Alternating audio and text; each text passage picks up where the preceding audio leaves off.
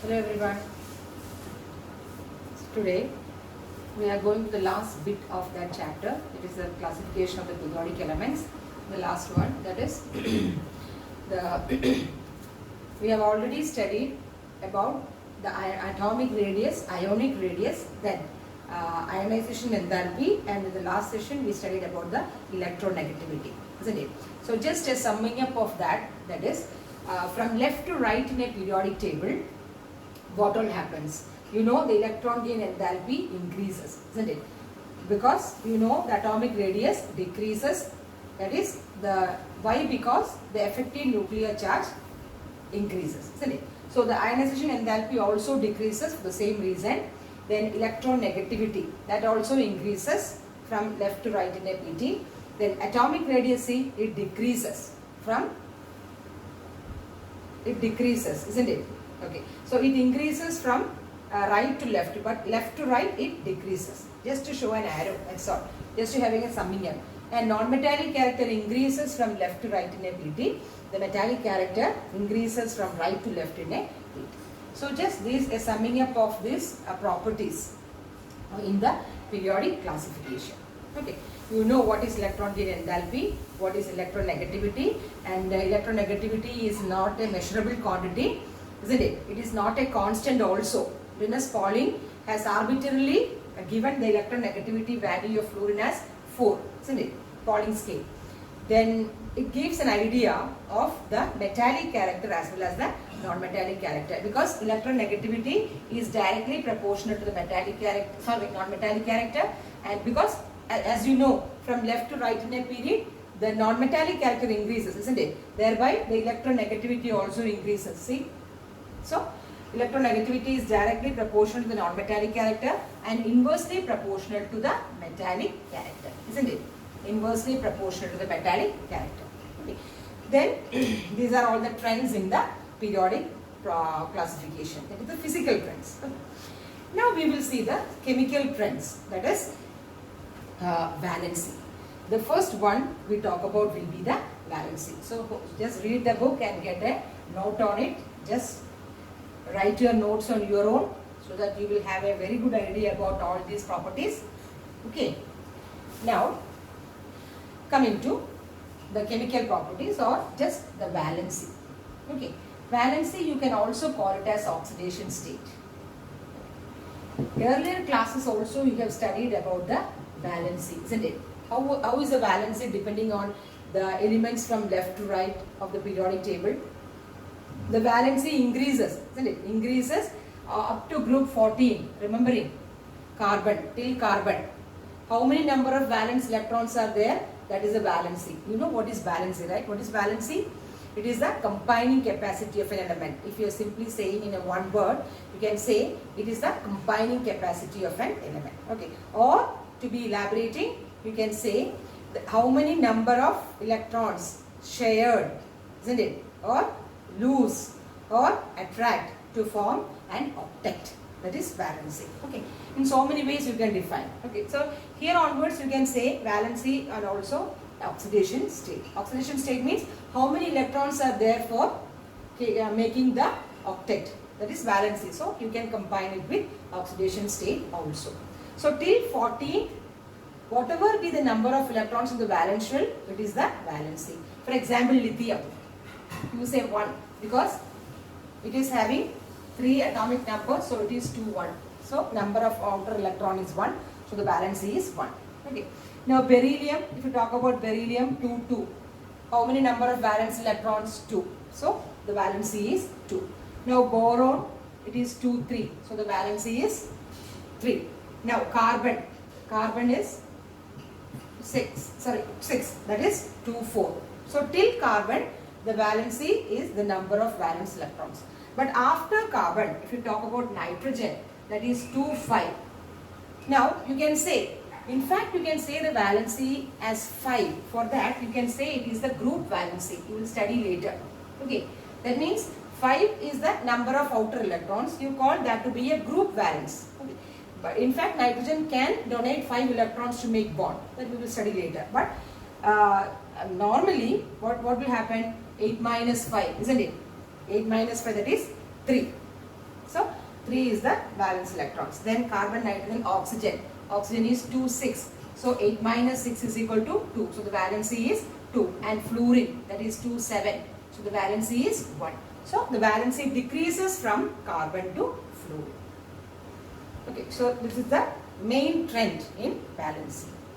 And now we will consider two compounds like OF2 and Na2O. Okay, OF2 and Na2O. Okay, and now we will see the oxidation state of oxygen with respect to fluorine and sodium. Okay. Now, if looking to these three elements, like what are the three elements here? Oxygen, fluorine and sodium. Now, what is the electronegativity of this? That is, fluorine as having a greater electronegative than oxygen, which is still greater electronegativity than sodium, isn't it? You know that. So this is the electronegativity of these three elements. Now what will happen? How it forms this compound OF2 and what is the oxidation state of oxygen? Here, fluorine is being the most electronegative element. It is given the valency is -1. Why? Why? Because fluorine is more electronegative. Normally, if you write a compound, the electronegative compound will be on the rightmost. You take any compound, carbon dioxide, oxygen is more electronegative than carbon, nitrogen dioxide, oxygen is more electronegative than nitrogen, HF, fluorine is more electronegative than hydrogen. So in any compound, in a normal case, the most electronegative atom will come on the rightmost end, and then comes the, normally metals will come on the left hand side, okay, normal case. Now, then what happens? Then fluorine is having a -1. Why -1 electronegative? Because it only needs one electron to get its octet complete. Okay, so its electronic configuration is what? 1s2, 2s2, 2p, 9, no? So 5, 2p, 5. So 5 plus 2, 7. There is only one need of electron to form the octet. Now what will happen? In the oxygen, what is the case? Oxygen 1s2, 2s2, 2p4. Isn't it? Now this needs 2 electrons to form octet and it needs 1 electron. So this needs 2 electrons. Now from here, from one fluorine, it will get 1 electron. How many fluorine are there? 2 fluorine are there. 2 fluorine atoms are there. So from 2 fluorine atoms, 2 electrons will be there and sharing occurs and they will form the OF2 compound. Okay, simple, just simple case. Okay, so now coming to the oxidation state. How will you calculate the oxidation state? What is the oxidation state? You know fluorine, for one fluorine is -1. How many electrons are giving by fluorine? 2 electrons. So it will be -2, isn't it? 2 electrons are giving from the fluorine. For one fluorine it is -1. So for 2 fluorine it is -2. So you can have -2. For I will write only -1 here. Because for one fluorine it is -1. So for 2 fluorine it will be, you will write in bracket, it is -2. Okay. Now how many electrons are accepting oxygen? 2, isn't it? So 2 electrons are accepting, sharing the electrons. So this oxygen will be +2. Isn't it? Oxygen will be deficient in 2 electrons, isn't it? The oxygen is deficient in 2 electrons. It wants 2 electrons to form the octet. The fluorine will give electrons to fluorine. Okay. So this is how. Normally, how will you calculate oxidation state? I will teach you. Okay. For example, in any compound you can have, you can find the oxidation state if you know the oxidation state of one. For example, OF2 itself. See, I'll tell you. You know fluorine has got electronegativity -1, or the oxidation state is, sorry, not electronegativity, valency. Valency is -1. Okay. Now, how many fluorine atoms are there? See, 2.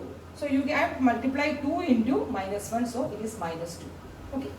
Then it is easy for calculating the oxidation state of oxygen. As a whole, this must be neutral. This OF2 molecule must be neutral. Then only the compound is stable, isn't it? Okay. So if this is -2, then what will be the oxidation state of oxygen? +2. So +2 and -2 is 0. Okay. Another example, if I say another example, HNO3. Oxygen, you know, oxygen is here, see, the difference is, oxygen, it is more electronegative in this case. See, in this case, fluorine is more electronegative. That is why we put -1 there. Okay, the valence is -1. But here, oxygen is more electronegative than nitrogen or hydrogen. So, it will be -2. The valence is -2 for oxygen. Only in this compound, the OF2, oxygen is having a +2 oxidation state. Remember, write it down. Basically all other normal compounds carrying oxygen has got -2 oxidation state. Okay, so it is 3 into 2. What is it? -6, isn't it? -6. And we know hydrogen is what? +1. You are having a chapter, oxidation reduction reactions, in the second book. So we will study there very distinctly. Okay. So now what is the oxidation rate of nitrogen? 3 into -2 is -6. This is +1.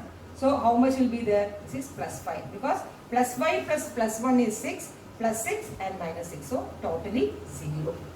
So that is how you calculate the oxidation state. Okay. So this is how, and this is how the OF2 compound is formed. Just to know, that's all. Okay.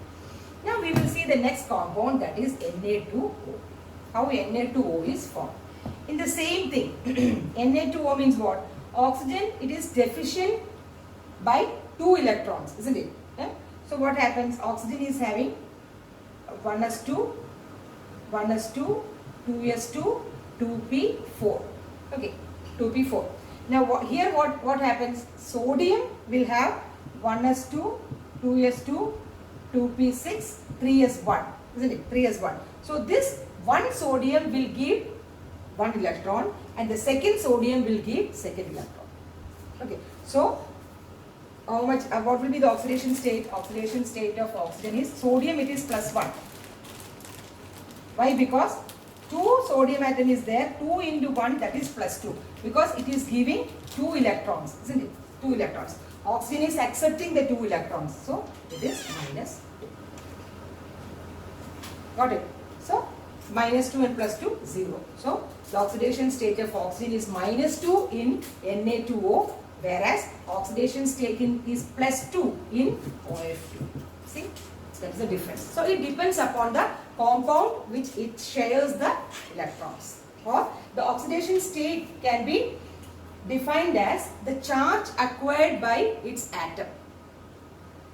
We can say the charge acquired by the atom when it is connected to another atom. That is how you calculate the oxidation state. Okay. Just to have a knowledge of oxidation state. Okay. Now in your book there is a table in which there are so many hydrides and oxides are given, and just go through it. The formulas you just go through it, that's all. Okay, no questions will come from that. This is just to know how you calculate the oxidation number. And see, here the O2, in OF2 it is +2. This is only the one compound where the oxygen is having a +2. Why? Because it is bonded to a more electronegative atom than oxygen. That is why it is having a +2. In all other cases, the oxygen is having a -2. Okay. So it depends upon how it is connected or which atom it is connected or bonded. That oxidation, the charge developed by that atom is the oxidation state. Okay. So here the charge developed is +2 when it is connected to a more electronegative fluorine. But at the same time this oxygen has got a -2. Why? Because it is connected to sodium. So that is how it changes. It depends upon to whom it is connected and what charge it is developed by being connected to another element. Okay. That is oxidation state. Now we will see the last thing, that is the anomalous behavior of this group elements. Okay, the anomalous behavior. The first, I already told you that while you study a group, when you study a group, the first member of the group is differing from the all other members in that group. Okay. The first, for example, if I am taking about the second group, that is lithium, beryllium, boron, carbon, nitrogen, oxygen and fluorine. I am taking the second group. Okay. And in the second group, the first member are this, isn't it? Now, while we go from top to bottom, you know, lithium, sodium, potassium, rubidium, cesium and francium. Like that, all the groups are having the elements. Now, the anomalous behavior in this case is that, you know, this lithium, beryllium, if you consider these two, okay, this apart, if you consider these two, that is the 1s and the 2s elements, this is S block element. If you consider these two, the first element is covalent in character and all other elements are ionic in character. You know, NaCl, Na plus and Cl minus, KCl, and K plus and Cl minus. It is ionic nature. That is, electrostatic force of attraction is there or ionic bond is formed, whereas this lithium and beryllium shows a covalent character. Okay, it shows a covalent character. So that is the exceptions. That is, this is the anomalous behavior of the first element of this group. Group wise, all the first element has got some properties. Okay. And besides this property also, this beryllium, okay, beryllium, this boron, okay, beryllium boron or lithium beryllium boron, they have got a diagonal relationship. What is it? They have got a diagonal relationship. Diagonal relationship. What do you mean diagonal relationship? Which means if I write all this, beryllium, magnesium, boron, aluminium. Okay.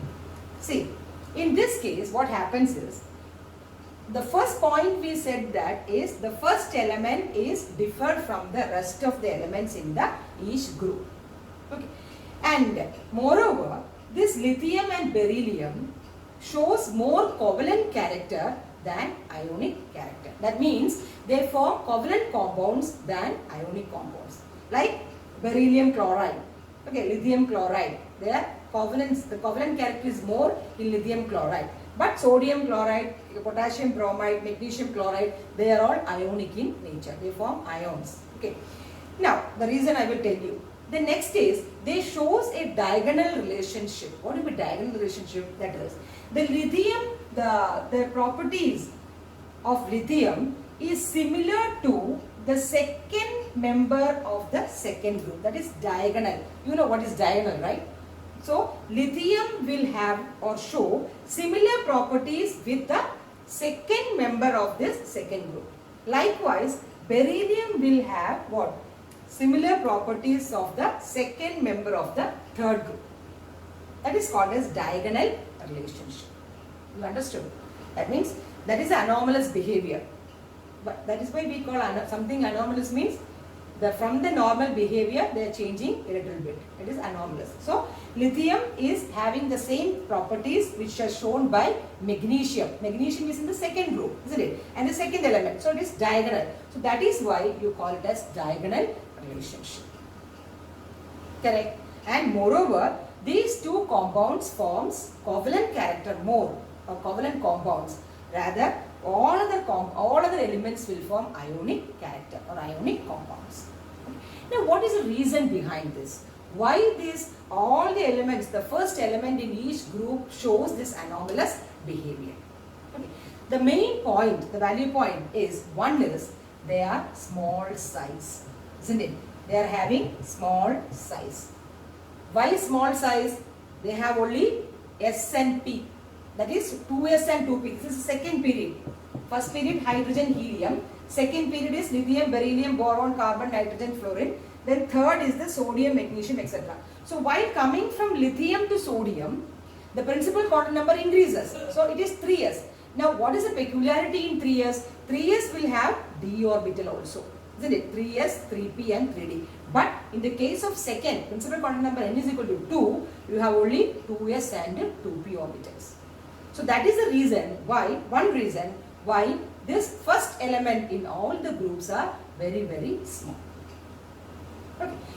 Then, so that is the first point. That is being small size. Now, second is charge by radius ratio is high. What do you mean charge to radius ratio? That is nothing but the polarizing power. Charge by radius ratio is called as the polarizing power that you will study in the 5th chapter. That is the gaseous state. There you have to study this polarizing power. That is, there are so many forces which connect each element to form a molecule. For example, van der Waals force, dipole-dipole force, London force, etc. So when we study that, there the polarizability is there. So there we will have a detailed discussion of polarizability. Now you just understand charge, you know charge, okay, +1 and +2 by the radius. That is, radius means it will be very, very small. Okay, so that ratio is very, very high. Charge to radius ratio is high, or you can say the polarizability is high. Okay, since the polarizability is high, it shows this anomalous behavior, or it will be same as like this. That is why it shows the same chemical behavior. This charge to radius ratio is similar to the charge to radius ratio of magnesium. So that is why it shows similar properties. So second point is the large charge by radius ratio of these elements, the first elements in each group. Okay, and now the third is electronegativity, high electronegativity, isn't it? Electronegativity compared to all other elements. We know what is electronegativity. I mean, how the electronegativity, the trend of electronegativity from left to right, electronegativity increases, but top to bottom, electronegativity decreases. So, being the first element in each group, the electronegativity is highest in that group. Correct? Okay. So that is, so these three are the main points why, or the anomalous behavior or the diagonal relationship of lithium, magnesium, beryllium, aluminium, boron, silicon, etc. So what are the 3 points? One is small size. You know, there are only 2 shells are there, isn't it? The small size. Second is the charge by radius ratio is large. That is the polarizability is high. And third is electronegativity. You know that how electronegativity trend goes from top to bottom in a PT. Now, one more factor is that, as you know, the first element in all these groups, that is the principal quantum number n is equal to 2, it will only have 2s and 2p orbitals. It does not have a d orbital. So there is an absence of d orbitals in all these first elements in all these groups. Thereby, the maximum covalency they can, covalency means the maximum bond they can make, the bond to form compound, the maximum bond which can make compound for these, all these are, maximum is 4. Isn't it? 4. Why? Why? Because 2s and 2p. P means P is 3. Isn't it? Valence. I am telling valence. So in valence shell, how much is there? 2s and 2p. Isn't it? 2s and 2p. So there is no d orbitals there. So only 3 p orbitals and 1 s orbitals are for bonding. So 3 plus 1, 4. So the maximum covalency is, for example, if it is boron, it can have BF4. The maximum covalency will be 4. Whereas in the case of third group elements like sodium, magnesium, aluminum, etc., they can extend up to d orbitals. D orbitals are vacant. So the electrons can jump into that electrons and make bonding. Thereby their covalency may exceed 4. For example, aluminium, AlCl6. Okay, so 3 minus. So it can exceed 4.